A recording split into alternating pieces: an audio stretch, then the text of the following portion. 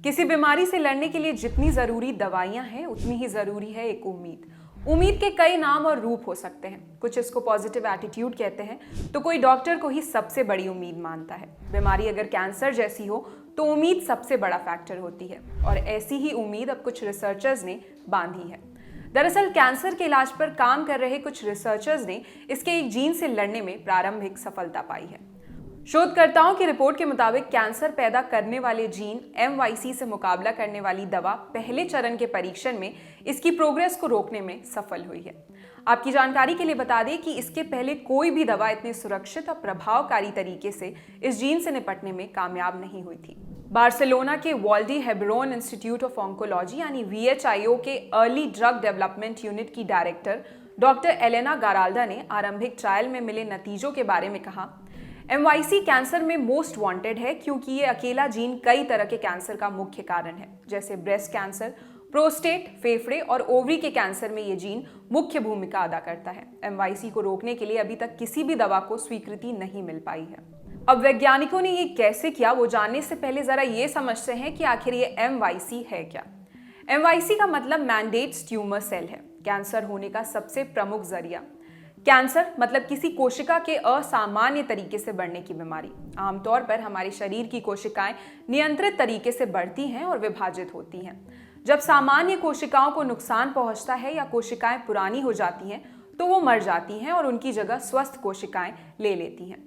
Cancer में कोशिका के विकास को नियंत्रित करने वाले संकेत ठीक से काम नहीं करते हैं। कैंसर की कोशिकाएं बढ़ती रहती हैं और जब उन्हें रुकना चाहिए तो कई गुना बढ़ जाती हैं।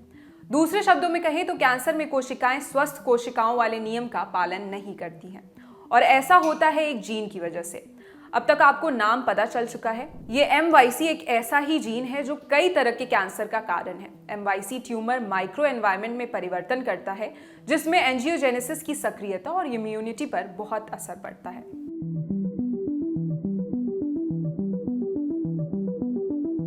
स्पेन स्थित इस संस्थान के शोधकर्ताओं ने 20 साल की मेहनत के बाद एक छोटा प्रोटीन यानी मिनी प्रोटीन तैयार किया।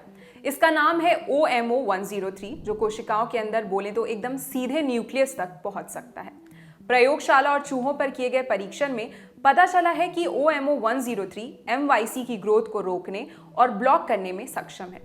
इस ड्रग का ट्रायल सिर्फ चूहों पर हुआ हो ऐसा भी नहीं है। डॉक्टर एलेना गाराल्डा ने अप्रैल 2021 में 22 कैंसर मरीजों पर इसके पहले चरण का क्लिनिकल ट्रायल किया। ट्रायल में OMO103 के सुरक्षित होने और कैंसर पर इसके असर को बारीकी से परखा गया। ट्रायल में हर किस्म के कैंसर के मरीज थे। सारे मरीजों का पहले से ही इलाज चल रहा था।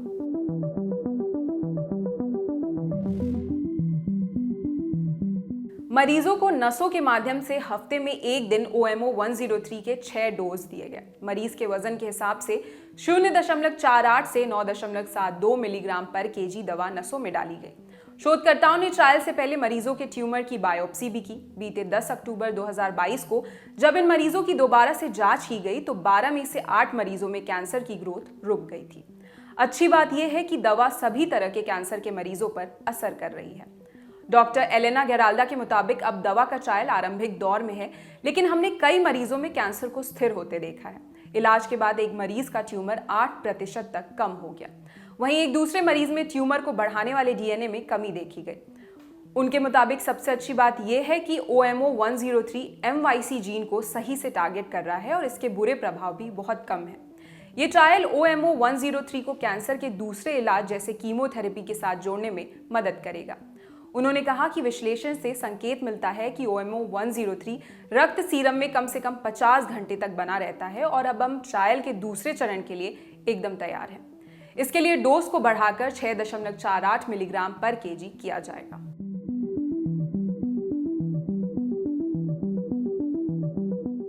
आगे क्या होगा ये जानने से पहले ये समझ लीजिए कि ऐसा ट्रायल कोई पहली बार नहीं हुआ है। कैंसर के इलाज के लिए दुनिया भर के शोधकर्ताओं ने बहुत से प्रयास किए हैं। 2013 की BBC रिपोर्ट के मुताबिक वैज्ञानिकों का कहना है कि कैंसर पर चल रहे शोध में कुछ ऐसे तथ्य सामने आए हैं जो इस बीमारी के कारणों का पता लगाने की दिशा में महत्वपूर्ण साबित हो सकते हैं।